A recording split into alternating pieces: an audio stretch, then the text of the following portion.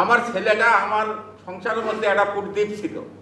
দেখতে দেখতে 1 বছর ঘুরিয়ে যায় পড়ায়, কোনো ছেলেরে কোনো আইনের আওতায় আনা হয়নি এখন পর্যন্ত। আমার ছেলে শহীদ হয়ে গেল 16ই জুলাই।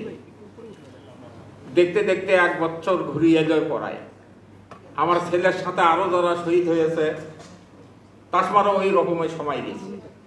এখন কোনো ছেলেরে কোনো আইনের আওতায় আনা হয়নি এখন পর্যন্ত। আমি দাবি জানাই সরকারের কাছে, এটা যেন আইনের আওতায় আনে কঠিনভাবে তাদের বিচার করা হয়। আমার ছেলেটা আমার সংসারের মধ্যে একটা প্রদীপ ছিল।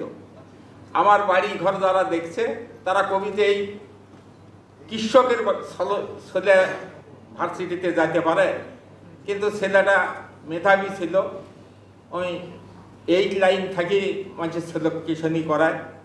এইরকম করতে করতে শহরে যা টিউশনি করে খরচ কমেই দিতে লাগছে।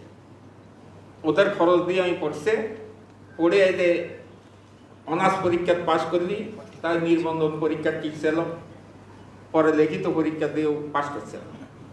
এমন ছেলেটার আমার আশা ছিল যে একটা চাকরি বাকরি করবি, হয়তো আমি দেখে হয়তো মরে যাব। সেই আশাটা আমার আর পুজল না। ছেলে দুনিয়ার থেকে বিদায় হয়ে গেল। সকলে দোয়া করবেন ছেলে যেন জান্নাতবাসী হয়। আমার ছেলের সাথে আরো যারা শহীদ হয়েছে তাদের জন্যও দোয়া করবেন, সকলেই যেন জান্নাতবাসী হয়। আল্লাহ যেন শান্তি দান করুন।